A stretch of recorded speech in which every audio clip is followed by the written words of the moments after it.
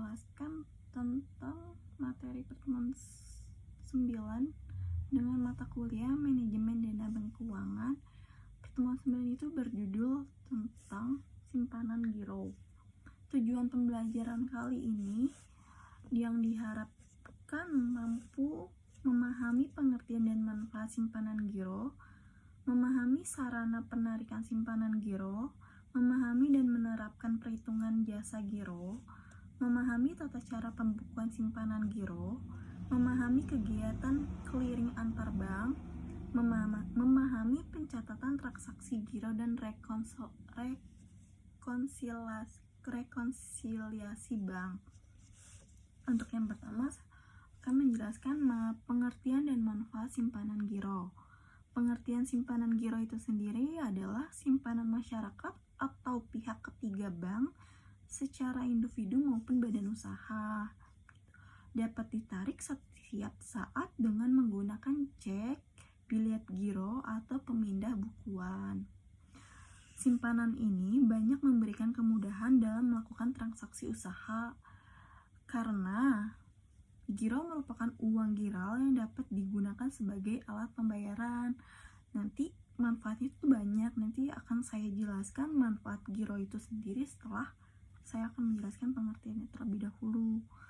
Bagi nasabah, simpanan giro itu memiliki sama dengan memiliki uang tunai. Khusus nasabah yang royal dapat diberikan fasilitas pinjaman overdraft atau cerukan.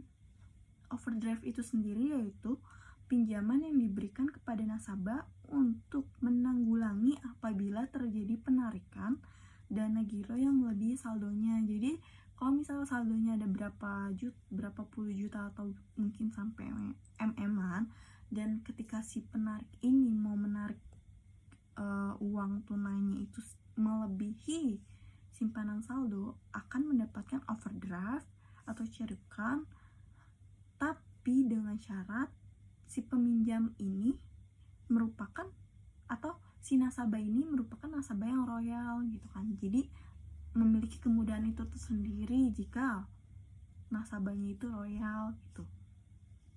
Kenapa sih kita harus membuka rekening giro itu sendiri? Gitu. Emang apa sih manfaatnya kita membuka rekening giro gitu kan? Pasti pada bertanya-tanya gitu kan. Alasannya apa sih, manfaatnya itu apa sih gitu. Nah, di sini saya akan menerangkan manfaat serta alasan kenapa sih kita sebagai nasabah nggak harus sih, cuma kenapa sih kita sebagai nasabah kayak lebih tertarik kalau membuka simpanan giro itu, karena banyak banget sih manfaatnya kalau kita membuka rekening giro itu. Dan alasannya kenapa sih kita harus membuka rekening giro itu sendiri, ya banyak alasannya. Saya akan sebutkan ya untuk alasan membuka rekening giro kenapa. Alasannya itu yang pertama, faktor keamanan dalam menyimpan dana. Jadi untuk menyimpan dana bagi yang pemilik giro itu lebih aman gitu. Yang kedua, dalam transaksi perdagangan sebagian besar pembayaran dilakukan dengan cek karena dapat memberikan rasa aman baik pihak pembeli maupun penjual. Yang ketiga, kemudahan dalam melakukan transaksi pembayaran, lebih mudah aja sih gitu. Yang ketiga ya, sekarang yang keempat, kemudahan dalam melakukan transaksi pembayaran dengan aman setiap saat merupakan alasan utama dalam pembukaan rekening giro. Jadi alasan utamanya itu juga sebagai rasa aman setiap saat dalam melakukan transaksi, lebih aman aja sih. Yang kelima itu berjaga-jaga apabila ada kebutuhan dana yang sifatnya mendadak gitu. Jadi bisa kalau dadakan kayak gitu, seperti tahu bulat. Dalam rekening giro bank memberikan imbalan yang disebut jasa giro. Jasa giro ini biasanya lebih rendah dibanding imbalan untuk dana pihak ketiga lainnya gitu. Nah, untuk manfaat giro itu sendiri itu dibagi dua jenis, ada manfaat bagi bank dan manfaat bagi nasabah. Saya jelaskan untuk manfaat bagi bank dulu ya. Manfaat bagi bank itu terdiri dari sumber dana yang murah, dan sarana untuk memproduksikan produk lain gitu. Untuk manfaat bagi nasabah tersendiri pun sebenarnya banyak, tapi saya akan menyebutkan dengan 2 aja. Yang pertama, kemudahan dalam melakukan transaksi pembayaran. Yang kedua, untuk berjaga-jaga apabila terdapat pengeluaran mendadak gitu. Yang selanjutnya, sarana penarikan simpanan giro. Yang pertama itu ada cek. Cek itu sendiri seperti surat perintah tanpa syarat dari nasabah kepada bank untuk membayar sejumlah uang kepada pihak yang disebutkan di dalamnya atau kepada pemegang cek tersebut. Cek itu berfungsi untuk alat pembayaran tunai karena cek dapat digunakan untuk penarikan rekening giro secara tunai. Ya, cek merupakan alat pembayaran yang harus memenuhi syarat hukum. Nah, cek itu sendiri itu juga punya syarat khususnya, syarat umumnya, syarat hukumnya. Dia tuh ada cek itu yang terdiri dari 5 syaratnya, syarat hukumnya ya. Syarat hukum cek itu ada 5. Yang pertama, pada cek harus tertulis kata cek gitu. Yang kedua, berisi perintah tahap bersyarat untuk membayar sejumlah uang tertentu. Yang ketiga, nama bank tertarik atau bank yang harus membayar, bank itu siapa. Yang keempat, disebutkan tanggal dan tempat cek itu dikeluarkan. Yang kelima, tanda tangan penarik harus memiliki tanda tangan biar benar gak gitu ini ceknya gitu. Di samping syarat tersebut masih ada syarat tambahan, jadi syaratnya itu nggak cukup 5 tapi ada beberapa lagi ya kan, karena apa ya, syarat itu kan biar adanya itulah kayak ada tambahan syarat.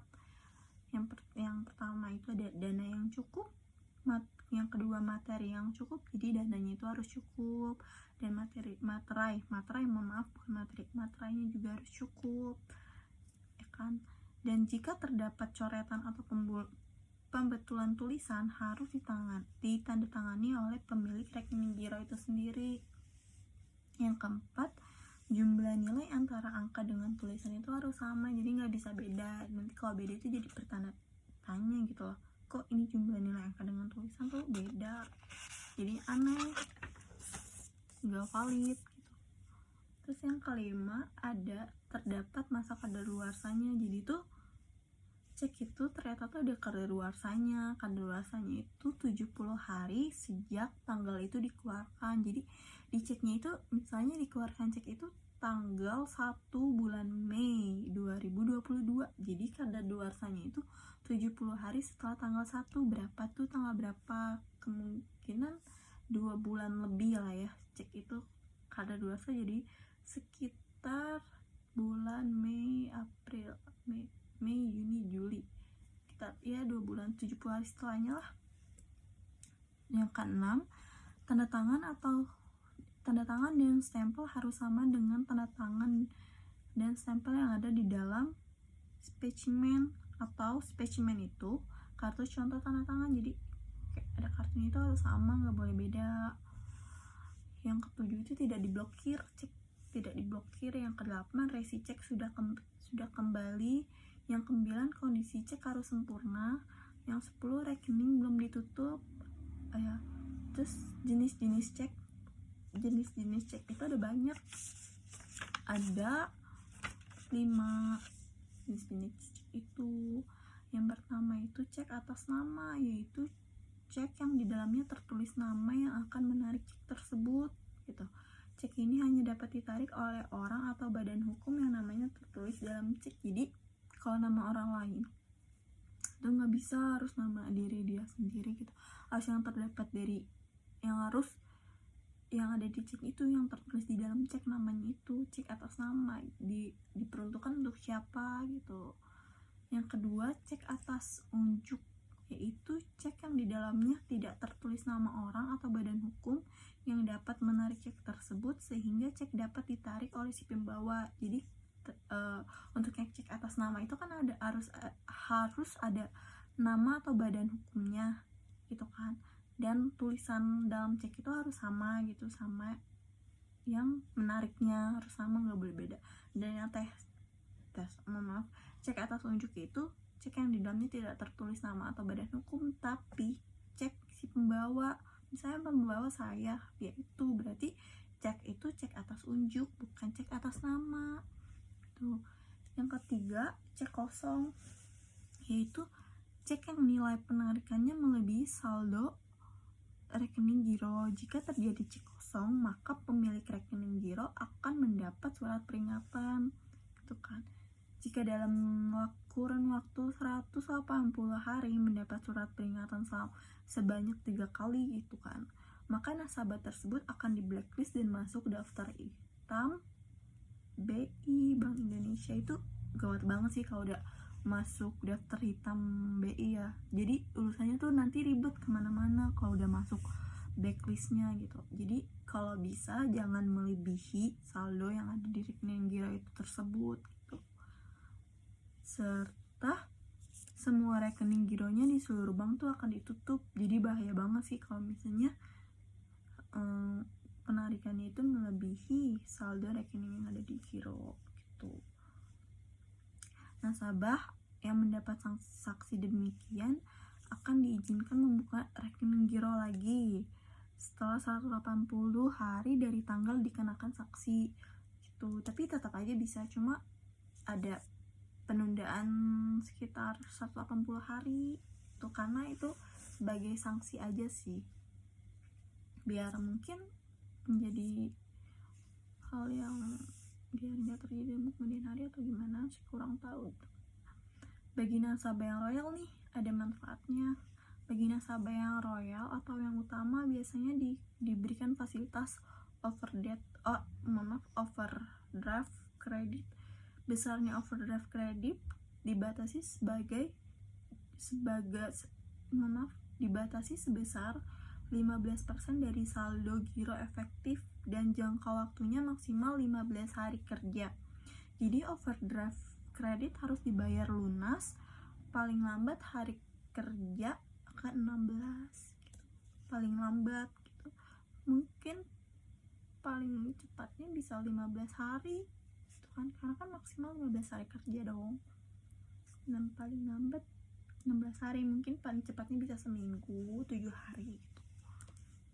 Yang keempat itu cek silang atau cross check, yaitu cek yang diberi tanda silang di pojok kiri atas dan fungsinya itu menjadi perintah pemindahbukuan atau sama dengan bilet giro. Jadi cek tersebut tidak dapat digunakan untuk penarikan uang tunai, jadi khusus nggak bisa tarik tunai.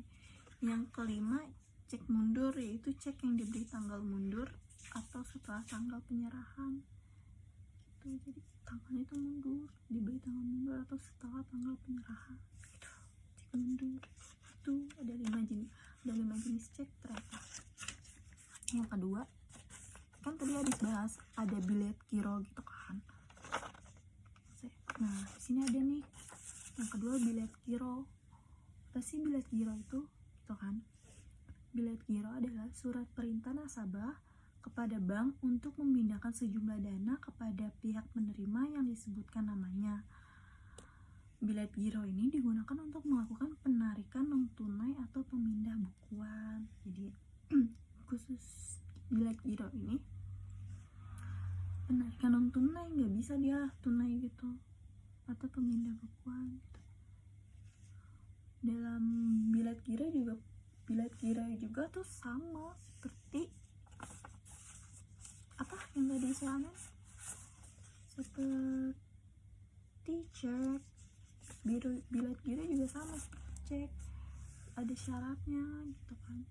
Syaratnya tuh kalau untuk bilet giro ada 9 syarat.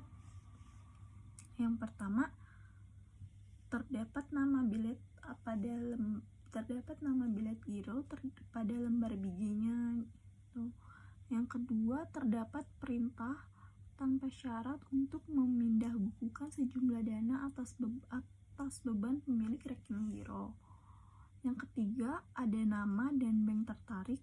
Yang keempat, jumlah dana yang dipindahkan dalam huruf dan angka. Yang kelima, nama pihak penerima atau nomor rekeningnya. Yang keenam itu tanda tangan dan stempel apabila pemegang rekeningnya itu perusahaan. Yang ketujuh itu ada tanggal dan tempat penarikan, jadi tanggal di mana dan penarikannya itu ada di mana. Yang kedelapan nama bank dan nama kota yang menerima pemindah bukuan. Yang kesembilan kadaluarsa 70 hari terhitung sejak tanggal pengeluaran, jadi dia juga punya masa expirednya gitu, selama 70 hari terhitung sejak tanggal pengeluaran. Bilet giro itu berapa kan. Yang ketiga jasa giro nih, yang ketiga itu jasa giro kan, atau simpanan giro. Bank memberikan imbalan dalam bentuk jasa giro sesuai dengan rata-rata pendapatan saldo gitu kan. Dalam praktek perhitungan jasa giro dilakukan dengan dua cara. Caranya itu apa sih? Caranya itu yang pertama ada perhitungan jasa giro dengan menggunakan saldo terendah. Yang kedua perhitungan jasa giro dengan menggunakan saldo rata-rata harian gitu. Untuk memperoleh gambaran yang jelas tentang jasa giro, pada bagian latihan penyelesaian soal 1 nanti saya disajikan contoh kasus perhitungan jasa giro, baik metode dari saldo terendah maupun dari saldo rata-rata harian. Tapi mungkin saya akan mengambil satu contoh ya. Yang keempat, pembukaan rekening giro gitu. Dalam pembukaan rekening giro itu ada pihak-pihak yang terkait, jadi nggak bisa langsung saset aja, tapi ada pihak-pihak yang terkait dalam pembukaan rekening giro itu sendiri ya. Pihak-pihak yang terkait itu terdiri dari customer service, yang kedua teller, yang ketiga bagian operasi dan jasa, keempat pembukuan kan.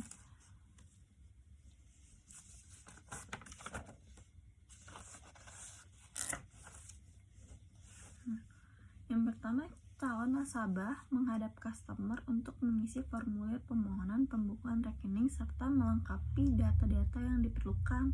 Jadi dia perlu data-data juga guys. Untuk melengkapinya itu ada KTP, NPWP, KK, dan lain-lain. Setelah formulir dan data-data cukup, berikutnya melakukan setoran dana ke teller. Selanjutnya nasabah membeli buku cek dan buku bilet giro. Dengan demikian aktivitas rekening giro sudah dapat dimulai. Aktivitas rekening giro diwujudkan melalui penerbitan cek, bilet giro atau pemindah buku nota debit, baik untuk melakukan transaksi pembayaran kepada pihak ketiga maupun untuk transaksi penerimaan dana dari pihak ketiga, di mana nasabah menerima warkat atau cek DG. Warkat itu cek atau bilet giro, cek dan bilet giro dari pihak ketiga. Warkat dari pihak ketiga dalam bentuk cek dan DG selanjutnya disampaikan kepada bank untuk dilakukan clearing sebagai dasar untuk pengkreditan rekening giro nasabah.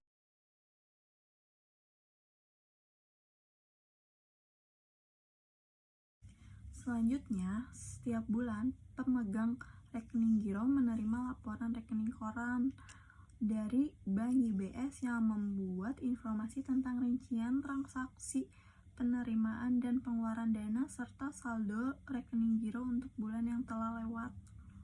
Oleh karena transaksi melalui rekening giro tidak terlepas dari kegiatan clearing yang dilakukan oleh bank, maka pada bagian berikutnya akan dibahas secara sepintas tentang clearing antar bank.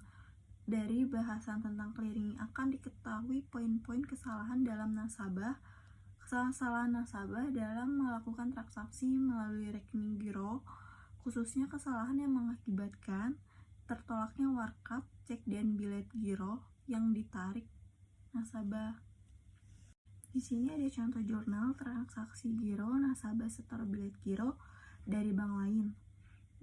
Contohnya, pada tanggal 13 Februari 2018, seorang nasabah Giran dari Bank Dul menyetorkan selembar bilet giro kepada Bank PKR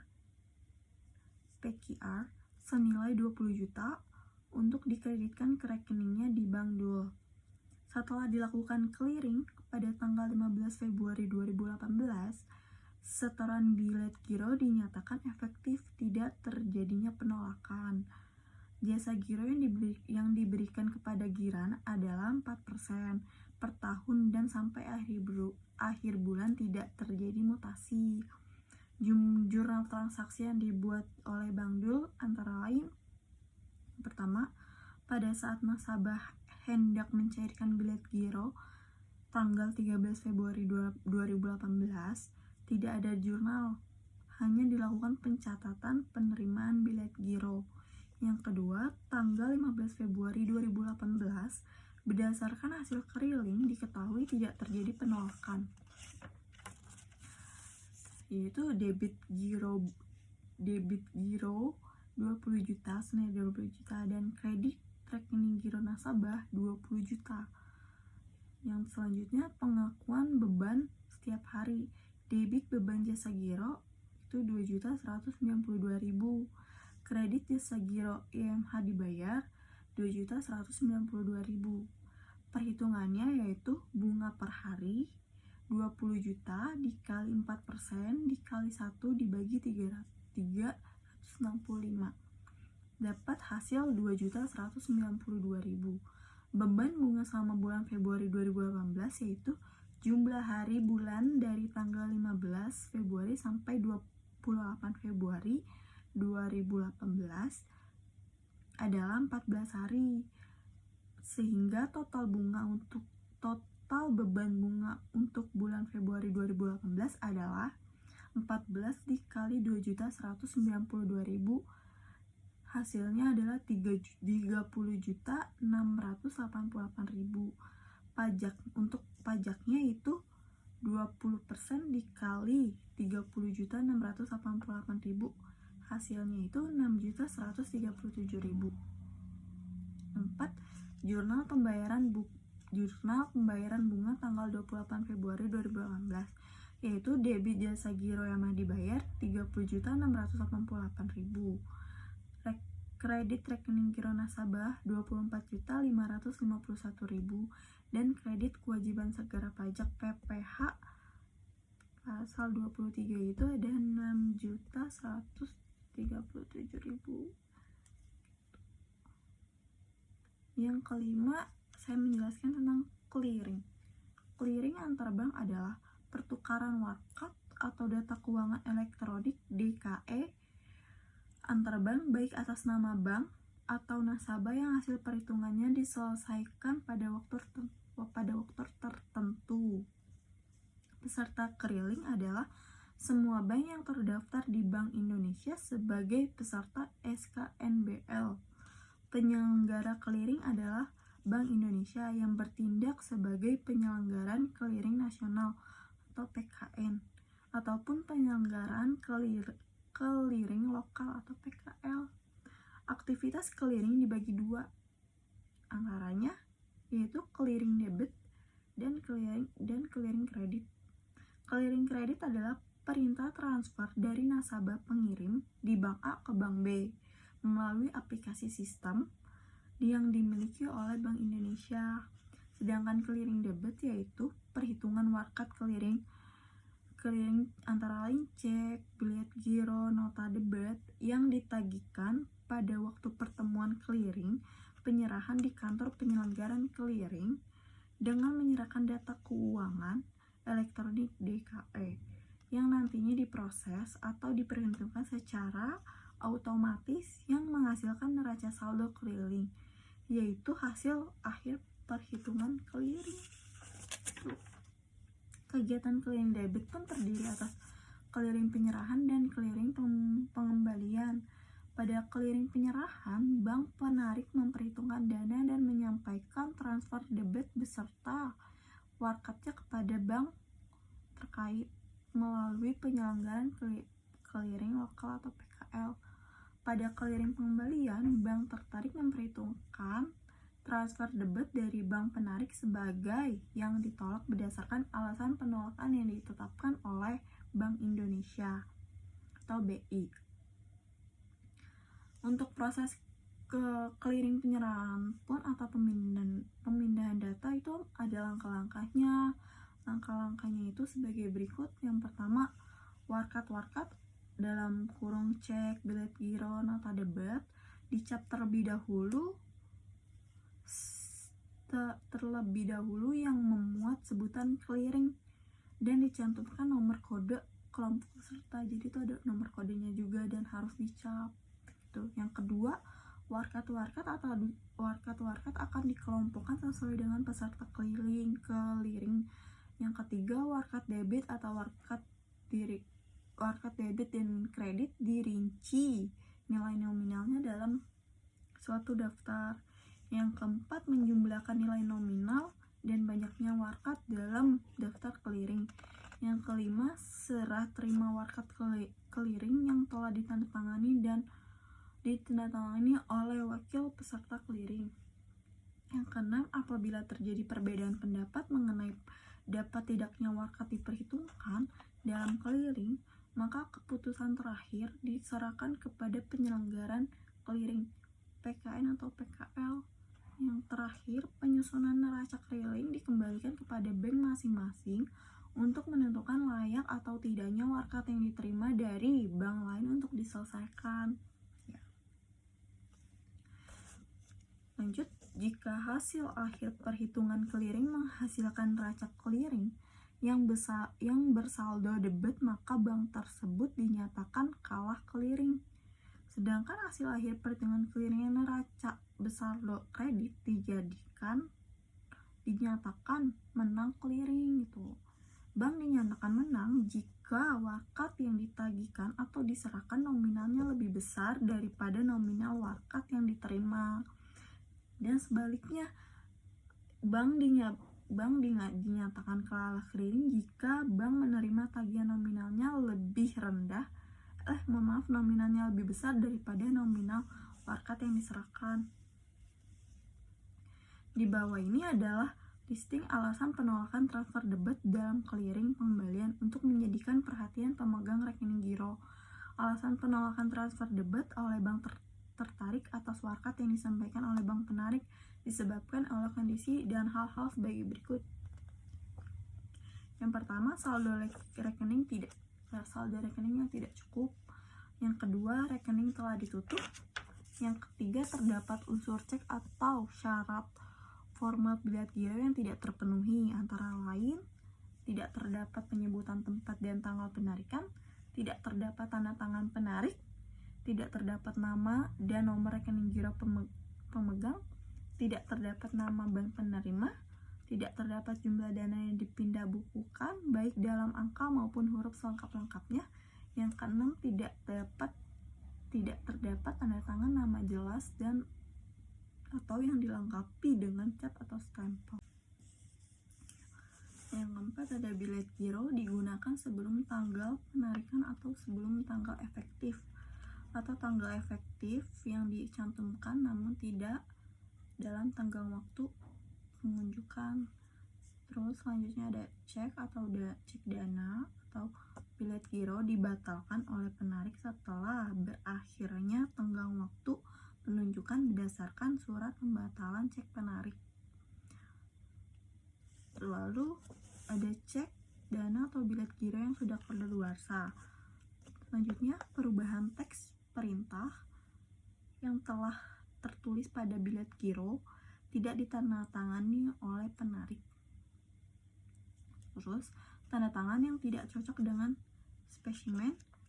Lalu, bank penagih bukan merupakan bank penerima yang dibuat dalam cek silang atau bilet giro sebagai bank penerima dana. Cek dana atau bilet giro yang diblokir pembayarannya oleh penarik karena hilang atau dicuri. Selanjutnya ada cek dana atau bilet giro yang diblokir pembayarannya oleh instansi yang berwenang karena diduga terkait dengan tindak pidana yang dilakukan oleh penarik. Harus dilampiri dengan surat pemblokiran dari instansi yang berwenang. Selanjutnya, rekening giro yang diblokir oleh instansi yang berwenang harus dilampiri dengan surat pemblokiran dari instansi yang berwenang. Lalu perintah dalam DKE debit yang tidak sesuai dengan perintah dalam warkat debit yang bersangkutan. Selanjutnya, penerimaan DKE debit yang tidak disertai dengan penerimaan fisik warkat debit. Lalu ada cek atau bilet giro yang diduga palsu atau dimanipulasi. Warkat debit yang diterima oleh bank tertarik tidak ditunjukkan untuk bank tertarik. Lalu tidak ada endorsement pada cek atas nama yang dialihkan kepada pihak lain. Nota debit tidak sesuai dengan ketentuan atau perjanjian yang ada. Ya, itu adalah sebab-sebab kenapa penolakan transfer debit, clearing, pembalian. Alasan penolakannya itu bisa sebutkan ada banyak. Selanjutnya saya akan menjelaskan tentang pencatatan oleh nasabah dan rekonsiliasi bank.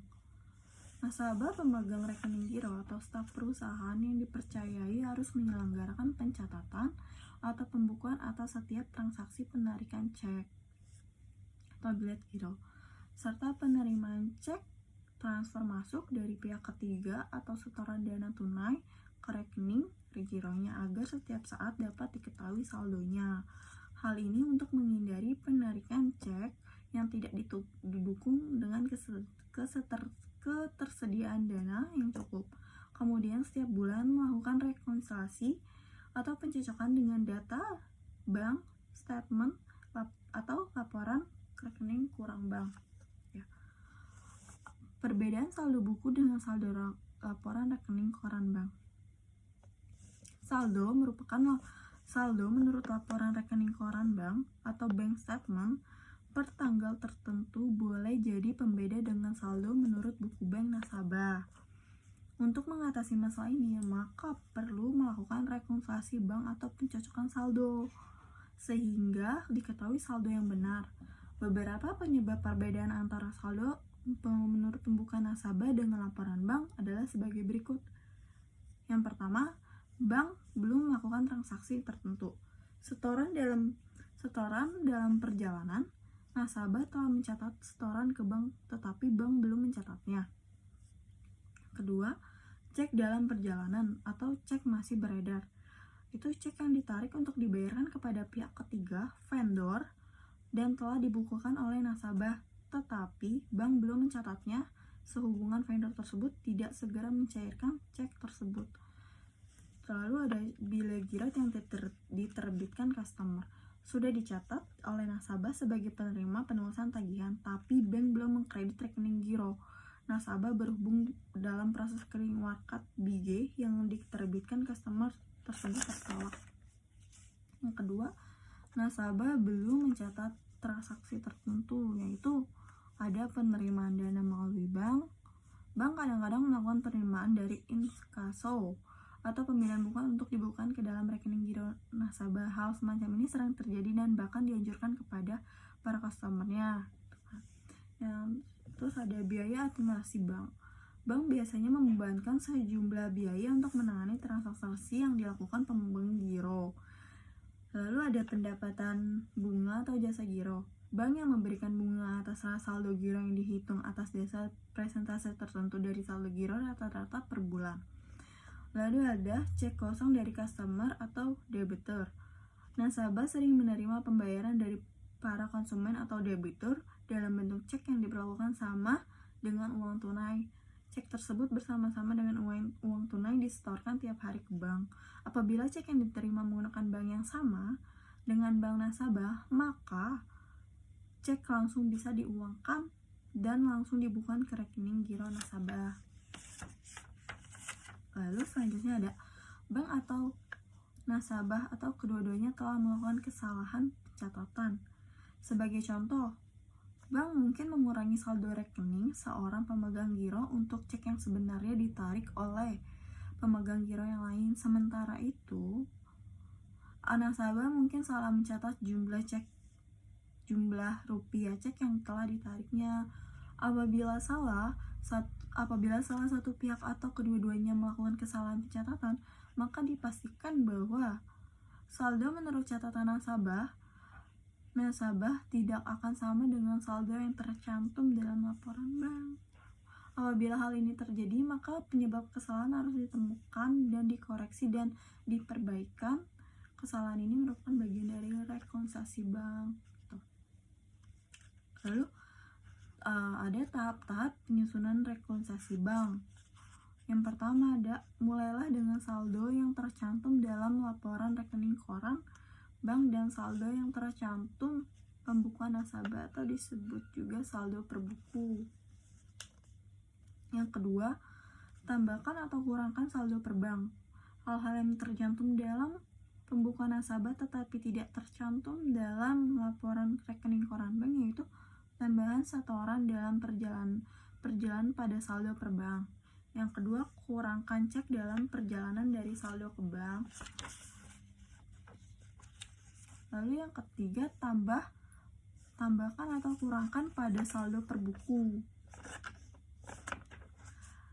Hal-hal yang tercantum dalam laporan bank tetapi tidak tercatat dalam pembukuan nasabah yaitu tambahkan pada saldo per buku, penerimaan dana langsung melalui bank, dan pendapatan bunga atas saldo giro di bank. Yang kedua, kurangnya saldo per buku, biaya administrasi bank, biaya pencetakan cek, pengurangan yang telah dilakukan oleh bank lainnya, misal pengurangan karena adanya pengembalian cek kosong atau cek yang telah lewat waktu. Yang keempat, hitunglah saldo per bank yang telah disesuaikan dan saldo per buku yang telah disesuaikan. Kedua saldo tersebut harus sama. Yang kelima, buatlah jurnal untuk penyesuaian saldo berdasarkan hasil rekonsiliasi bank. Yang keenam, perbaiki semua kesalahan yang terdapat dalam pembukuan nasabah dan sampaikan pemberitahuan kepada bank jika bank telah melakukan kesalahan. Yang ketujuh, untuk memperoleh gambaran yang lebih jelas tentang rekonsiliasi bank, pada bagian latihan penyelesaian soal 2 disajikan contoh kasus penyusunan laporan rekonsiliasi bank.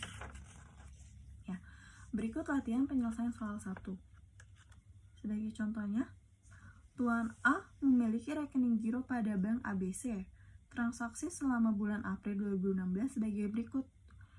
Tanggal 1 bulan April, setoran pertama untuk pembukuan rekening bank rekening sebesar 20 juta.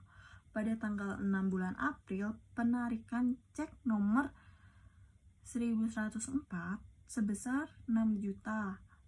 Lalu, tanggal 8 bulan April menerima bunga deposito yang dikreditkan ke rekening giro sebesar 1 juta.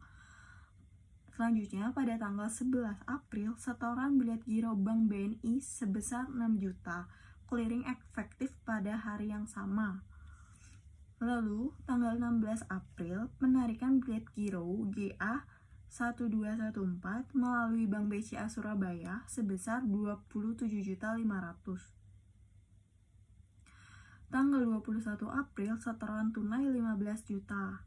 Tanggal 23 April, transfer ke Bank XYZ sebesar 5 juta.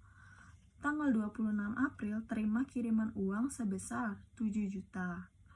Pada tanggal 28 April, penarikan clearing melalui Bank BCA sebesar 10 juta.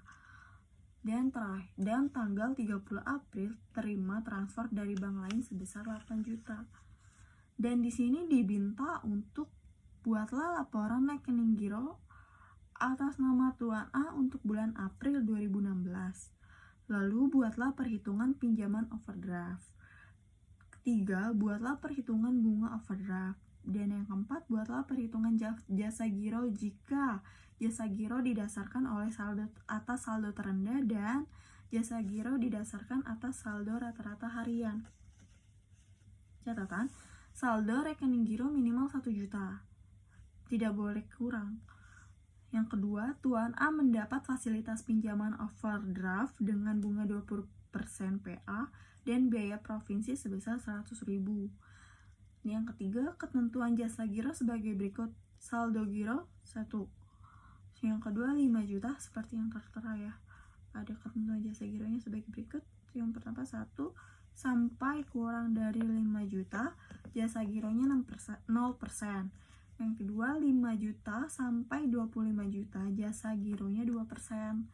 Yang ketiga 25 juta sampai 50 juta jasa gironya 3%. Dan yang terakhir 50 juta dana 50 juta atau lebih jasa gironya sebesar 4%.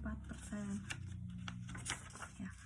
Di sini saya akan menjelaskan untuk menjawab pada pertanyaan nomor 1 ya. Laporan rekening Tuan A pada bulan April 2016. Jadi di sini ada tanggal, keterangan, mutasi debit, mutasi kredit, dan saldo. Untuk tanggal 1 setoran tunai ditaruh di kolom mutasi kredit 20 juta dan saldonya itu tetap 20 juta. Selanjutnya pada tanggal 6 penarikan cek sebesar 6 juta ditaruh di mutasi debit.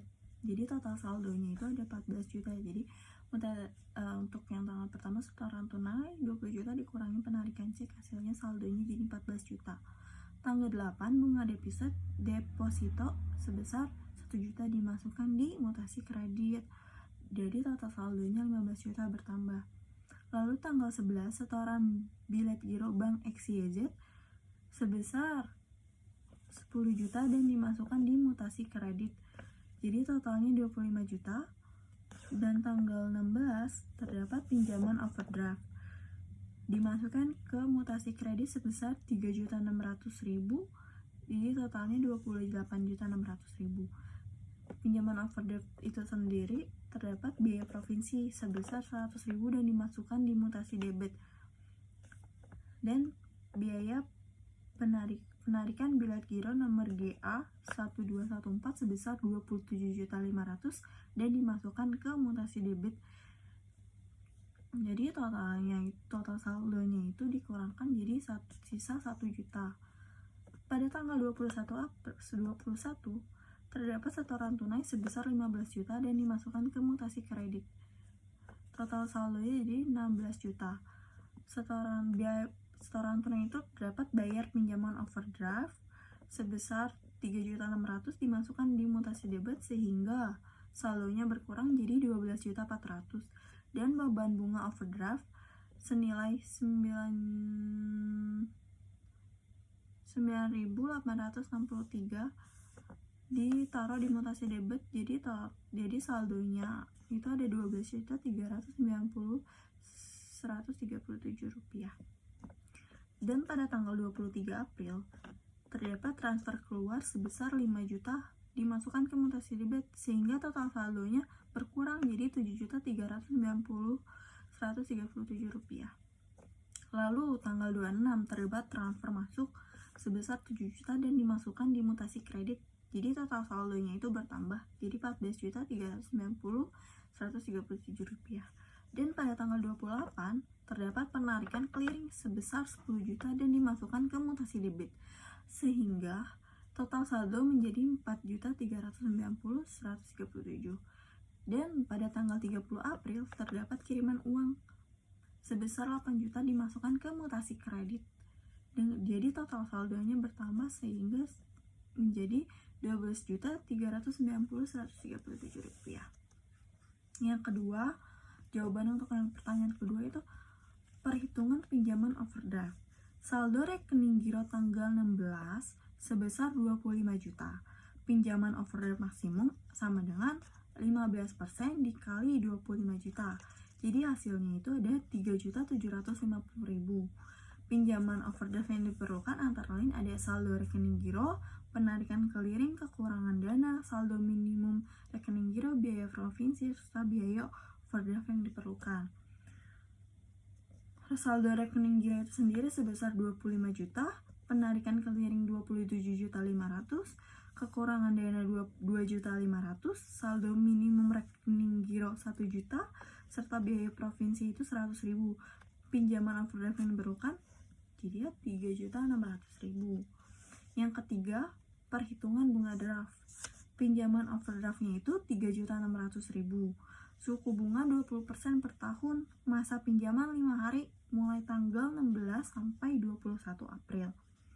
Bunganya 5 dibagi 365 dikali 20% dikali 3.600.000. Hasilnya 9.863. Yang keempat, perhitungan jasa giro. A. Jasa giro berdasarkan saldo terendah. Saldo giro terendah tanggal 16 April yaitu 1 juta. Sesuai ketentuan bahwa 0 sampai 5 juta jasa gironya 0%, maka jasa giro selama bulan April 2016 adalah 0. Sedangkan jasa giro berdasarkan saldo rata-rata harian itu maka dibuat tabel terlebih dahulu. Isi tabelnya itu ada tanggal, hari bunga, saldo, dan hari bunga dikali saldo. Untuk tanggal 1 sampai tanggal 5, hari bunganya itu 5, saldonya 20 juta. Hari bunga dikalikan saldo, 5 dikali 20 juta hasilnya 100 juta. Dan seterusnya seperti itu. Sehingga total hari bunga itu 30 dan hari bunga dikali saldo totalnya ada 399.901.370 rupiah. Juta rupiah. Rata-rata saldo harian itu 399.901.370 juta rupiah dibagi 30 hari bunga dan mendapatkan hasil 13.330.046 juta rupiah. Bunga tabungan sama dengan 30 dibagi 365 dikali 2% dikali 13.330.046 juta rupiah dan mendapatkan hasil 21.912. Pajaknya 20% dikali 21.912 dapat hasil 4.382. Bunga tabungan setelah pajak jadi dikurangin 21.912 dikurangin 4.382 mendapatkan hasil 17.530. Ya. Lalu ada latihan penyelesaian soal 2 tentang rekonsiliasi bank. Misalkan PT Nusantara, contoh PT Nusantara memiliki rekening giro di Bank Niaga. Pada akhir bulan Januari, PT Nusantara menerima laporan rekening koran dari Bank Niaga yang berisi informasi mengenai saldo awal bulan, pertambahan dan pengurangan yang telah dilakukan bank selama bulan Januari atas rekening giro PT Nusantara dan saldo per 31 Januari. Menurut laporan rekening koran bank tersebut, saldo giro PT Nusantara per 31 Januari adalah 5.388.480 juta rupiah. Menurut pembukuan PT Nusantara, saldo rekening giro di Bank Niaga adalah 3.294.210 juta rupiah. Setelah dilakukan pembanding, sesuai prosedur yang telah diuraikan di atas, ditemukan hal-hal sebagai berikut. Yang pertama, setoran tanggal 30 Januari sebesar 1.951.630 tidak tercantum dalam laporan rekening koran bank. Yang kedua, bank telah melakukan kesalahan pembukaan, yaitu cek yang ditarik pada PT Antara sebesar 100.000, nomor cek 656 telah dikurangkan pada rekening giro PT Nusantara. Yang ketiga, 5 lembar cek yang ditarik pada akhir bulan Januari telah dicatat dalam jurnal pengeluaran kas oleh PT Nusantara, belum dibayar oleh bank sebagai berikut.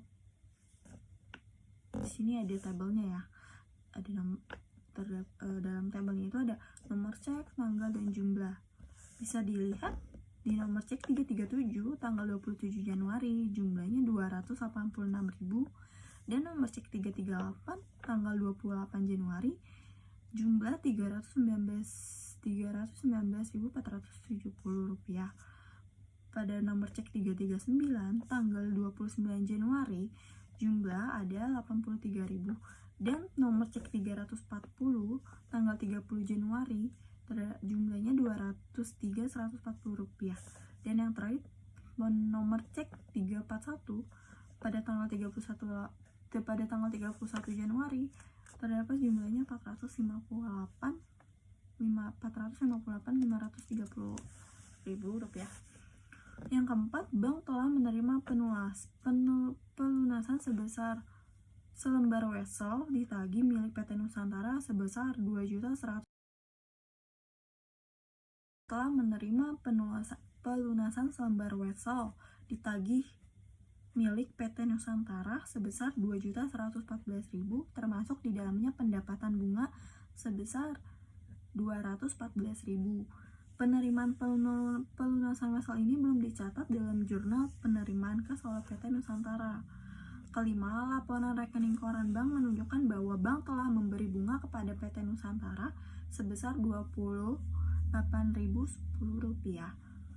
Keenam, cek nomor 333 sebesar 150.000 yang dibayarkan kepada PT Nusantara kepada PT Bromo telah dicatat dalam jurnal pengeluaran kas oleh PT Nusantara dengan jumlah 510.000 sehingga saldo per buku menjadi terlalu rendah, yaitu 360.000.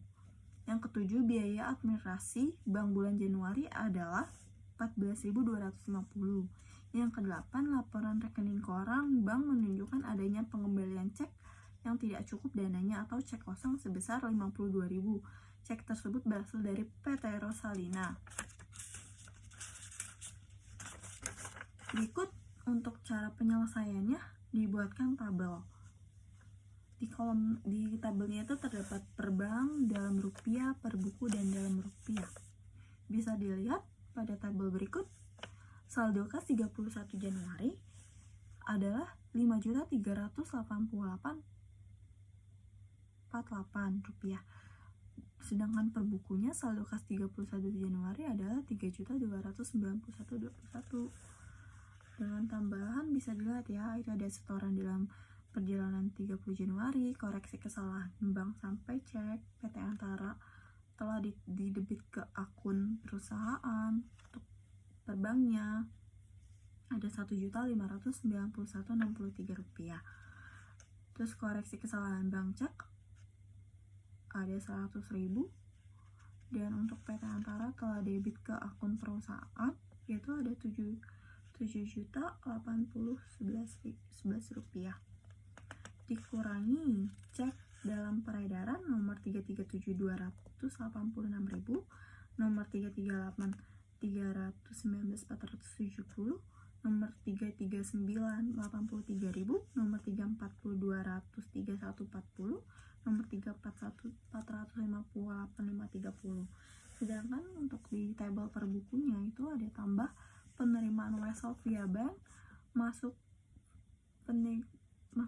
bunga 214.000, pendapatan bunga bank, kesalahan pembukaan sampai cek, nomor 33 dibukukan terlalu tinggi, yaitu ada dalam rupiahnya ada 2.114.000, 28.000, 360.000 serta 5.796.22.000. Dikurangi biaya administrasi bank sebesar 14.250 dan cek kosong 52.000, jadi totalnya ada 66.250. Lalu selanjutnya untuk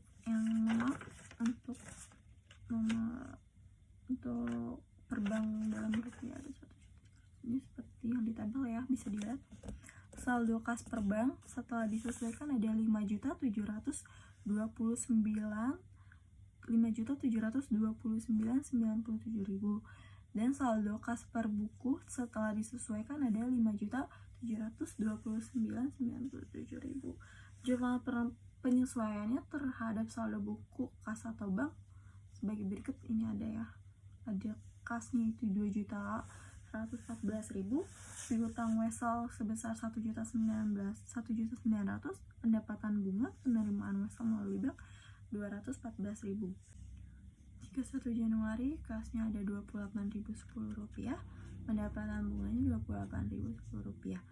Pendapatan bunga atas saldo giro 31 Januari lagi kasnya itu ada 360.000, utang dagangnya 360.000, koreksi atas kesalahan cek nomor 333.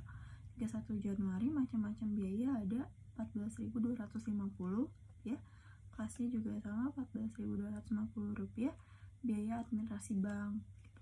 31 Januari piutang dagang Rp52.000, kasnya Rp52.000, cek kosong dari PT Rosalina yang dikembalikan oleh bank.